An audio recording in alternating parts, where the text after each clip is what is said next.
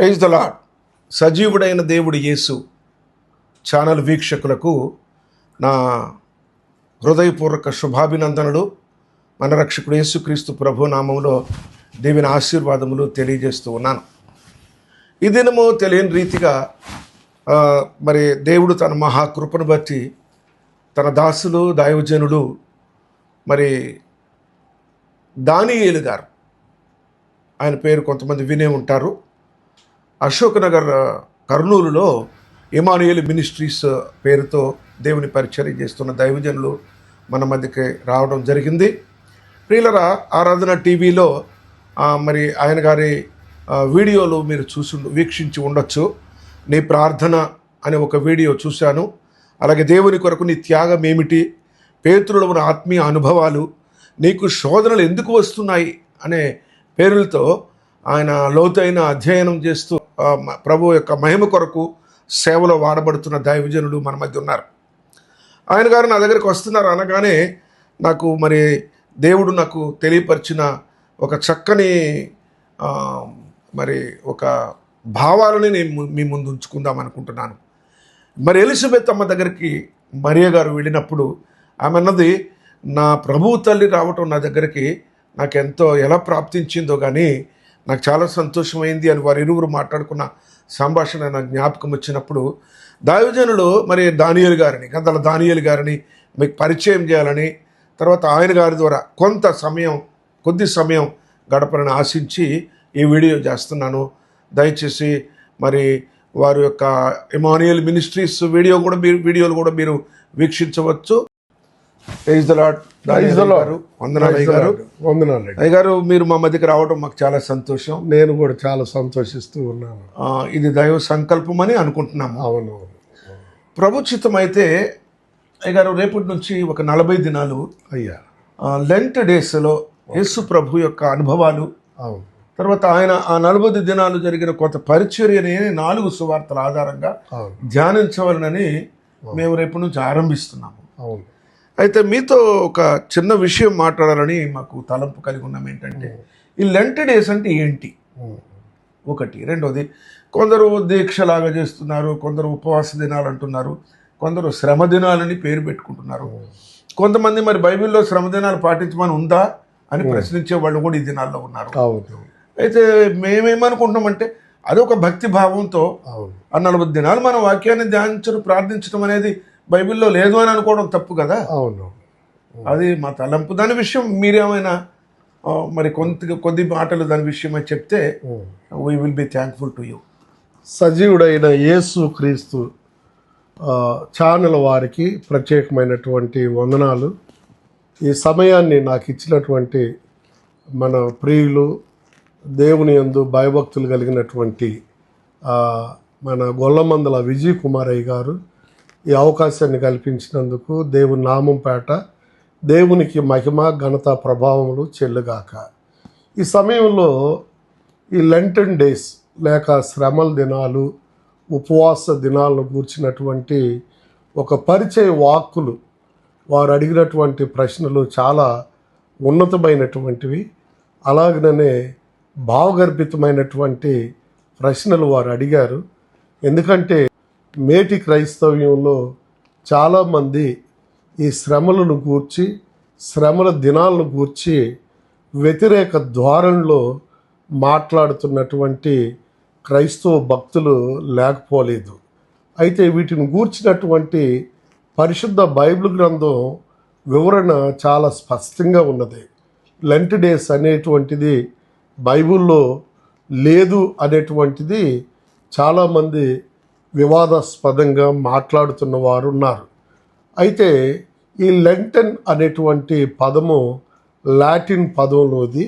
అయితే ఇది మరి ప్రాముఖ్యంగా గ్రీక్ వర్డ్లోకి వచ్చేటప్పటికి తెలుగులో శ్రమల దినాలని, అలాగనే కొంతమంది భక్తులు ఉపవాస దీక్ష దినాలని, అంత మాత్రమే కాకుండా ఈ 40 దినాలే ఎందుకు మనం దేవుని యొక్క భక్తిలో ఉండటం ఏంటి, 365 లేక 366 రోజులు భక్తిని మనం చేయొచ్చు కదా అనేటువంటి అభిప్రాయాలు లేకపోలేదు. అయితే ప్రత్యేకించి ఈ యొక్క ఉపవాస దినాల్లో మరి దేవుని వాక్య భాగాన్ని మనం చూసినప్పుడు అయ్యగారు 40 దినాలు అనేటువంటి పదాన్ని వారు పలికారు. ఈ 40 దినాలు అనేటువంటి ఈ పదాన్ని నిర్గమకాండంలో దేవుని యొక్క భక్తుడైనటువంటి మోషే 10 ఆజ్ఞల కొరకు 40 దినాలు ఉపవాసం ఉండి ప్రార్థించాడు. అలాగనే రాజుల గ్రంథం మనం చదువుతూ ఉంటున్నప్పుడు ఏలియా కూడా 40 దినాలు ఉపవాసం ఉండి ప్రార్థన చేస్తున్నాడు.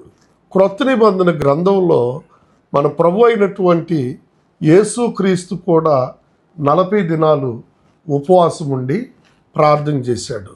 ఈ ఉపవాస దినాల యొక్క ఆంతర్యము ఏంటంటే ఉప అనగా దగ్గరని, వాసము అనంటే ఉండుటని అర్థము.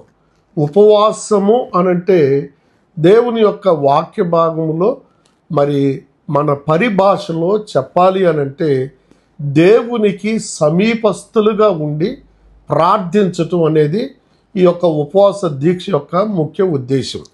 ఈ ఉపవాస దినాలలో ప్రాముఖ్యంగా చేయబడినటువంటి ప్రార్థనలే కాదు, నిరంతరము మన నోట వసింపబడినటువంటి ప్రతి ప్రార్థన కూడా మనకి ఫలాలు ఇస్తుంది, జయాన్ని ఇస్తుంది, విజయాన్ని ఇస్తూ ఉన్నాయి. అంత మాత్రమే కాకుండా ప్రత్యేకించి ఈ మండల కాలంలో అంటే 40 దినాల్లోని మనము ప్రార్థన చేయటం ద్వారా మనకున్నటువంటి ఒక ఎయిమ్స్, ఆబ్జెక్టివ్స్ లేదంటే మన ముందు ఉంచబడినటువంటి కొన్ని విషయాలు ఏదైతే మనం సాధించలేకపోతూ ఉన్నామో ఈ 40 దినాల ఉపవాసం ద్వారా మనము ఆ విజయాన్ని సాధించడానికి ఈ ఉపవాస దీక్ష అనేది ఉపయోగపడుతూ ఉన్నది.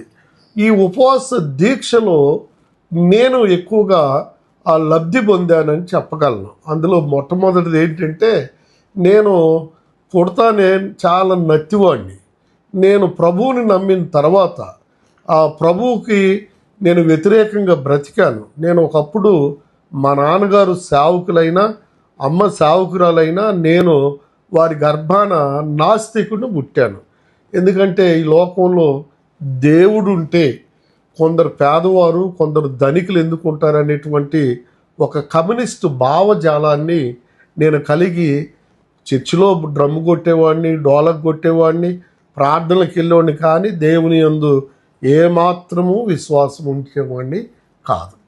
కానీ దేవుడు ఒకరోజు నన్ను దర్శించి నీవు ఉన్నావు అనే వరకు నాకు స్వస్థత లేకుండా గ్యాస్ట్రిక్ స్ట్రోక్లో నేను ప్రభువు చేత పట్టబడ్డాను.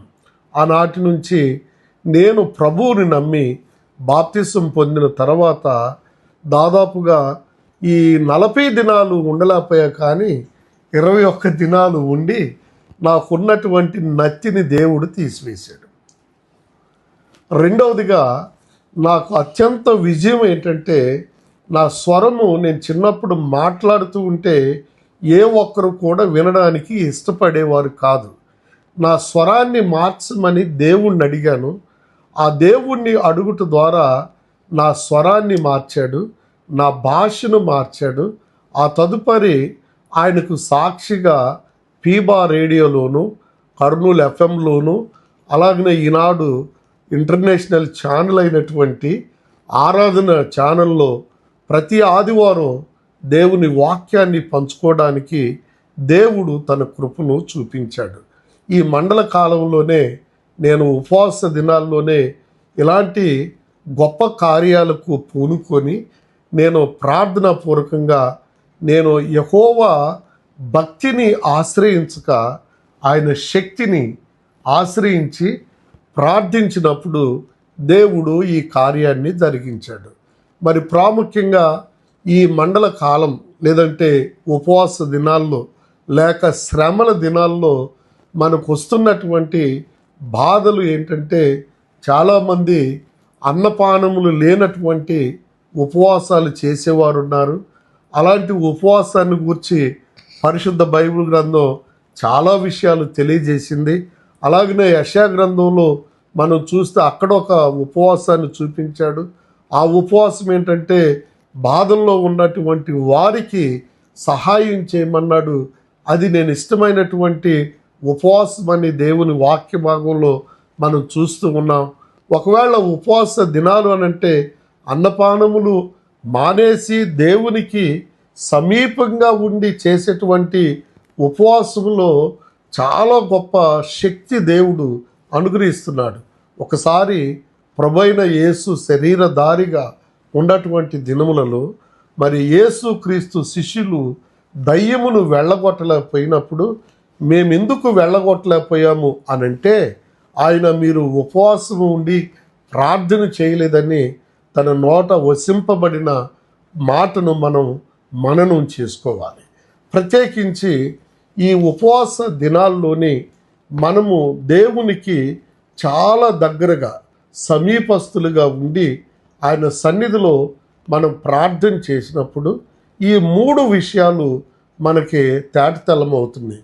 ఒకటి, యేసు ప్రభువారు ఉపవాసం ఉంటున్నటువంటి దినముల్లో ఆయన శరీరాశ, నేత్రాశ, జీవపు డంబాలు ఈ 3కి సంబంధించి ఆయన జయించటం జరిగింది. ఈ 3 కూడా మనము మత్తయి సువార్త 4వ అధ్యాయములోను అలాగే లూకా సువార్త 4వ అధ్యాయములో అతడు శోధింపబడి ఆ సాతాను చేత శోధింపబడి ఆ శోధనకు తగ్గట్టుగానే సాతానికి చాలా వివరమైనటువంటి వాక్య భాగాలు ఆయన గుర్తు చేశారు. ఫైనల్గా ఈ ఉపవాస దీక్ష మనము చేసినటువంటి మన జీవితాల్లో ఫలభరితమైనటువంటి జీవితము, రెండోది విజయవంతమైనటువంటి జీవితము, మూడవది ధన్యకరమైనటువంటి జీవితము, నాలుగవదిగా మనం గమనించినట్లయితే కుటుంబ వ్యవస్థ అవస్థలు పాలు కాకుండా ఈ ఉపవాస దినాలు మనకి ఎంతగానో ఉపయోగపడతాయి. ఎవరో మరి ఉపవాస దినాలు బైబిల్లో లేవు, ఉపవాసం చేయటం వాక్య విరుద్ధము అన్నటువంటి వారితో నేను ఏకీభవించను. కానీ భక్తి అనేటువంటిది దేవుని యొక్క శక్తిని ఆశ్రయించి ప్రార్థించటంలో ఈ శ్రమల దినాలే కాదు, అనుదినం కూడా ఆయన శక్తిని ఆశ్రయించి ఆయన మేలులు పొందుకోవాలి.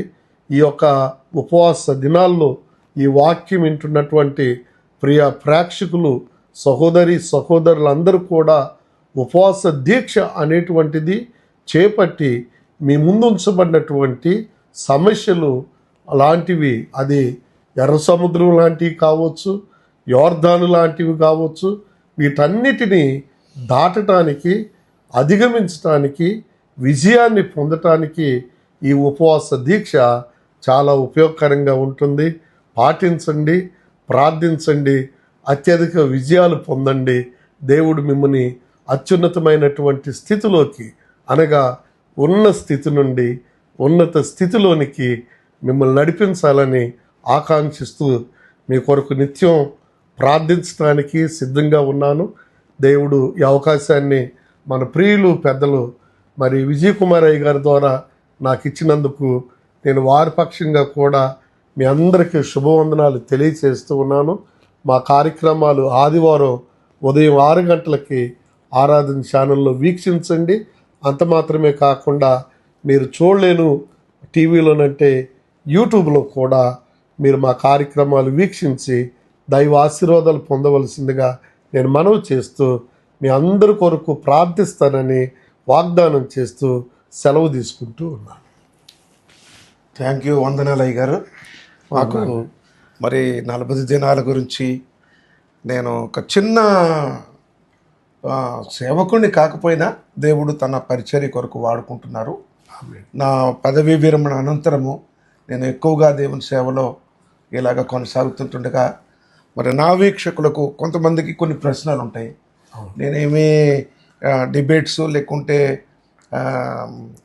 ఈ గూగుల్ మీట్స్ లాంటివి కండక్ట్ చేయట్లేదు, కానీ మీరు మా మధ్యకి రావడం సంతోషం. కొద్దిగా తలంపులు మీతో పంచుకోవాలని మంచి ఆహ్వానించినప్పుడు మీరు వచ్చినప్పుడు అందుని బట్టి ప్రభువుకు వందనాలు, మీకు కూడా మా కృతజ్ఞత వందనాలు. Praise the Lord. Praise the Lord. Thank you. Thank you.